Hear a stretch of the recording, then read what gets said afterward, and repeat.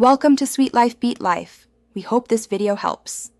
In this video, I will explain how Brazil makes a ball, step by step. We begin with the essential components. Modern soccer balls are crafted using synthetic leather, such as polyurethane or polyvinyl chloride, chosen for their excellent durability and resistance to water. Inside, the bladder, which holds the air, is made from either latex or butyl, providing the ball's bounce and maintaining its shape. Additionally, layers of cotton or polyester lining are added to give the ball structural integrity and strength. The journey continues with preparing the outer shell. Sheets of synthetic leather are first laminated with several layers of fabric, typically polyester or cotton, to significantly enhance the ball's strength and resilience. These reinforced sheets are then precisely cut into individual panels, often 20 hexagons and 12 pentagons, using specialized die-cutting machines. Finally, each panel receives its unique design, including logos and branding, through a meticulous silkscreen printing process.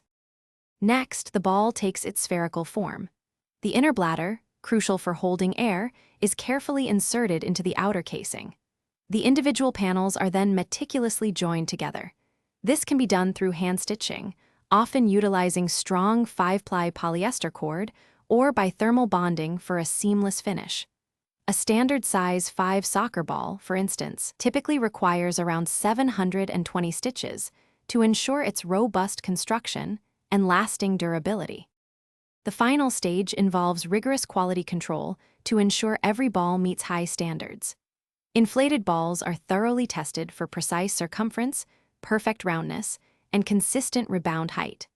They also undergo water absorption tests, where a ball must not gain more than 15% of its initial weight.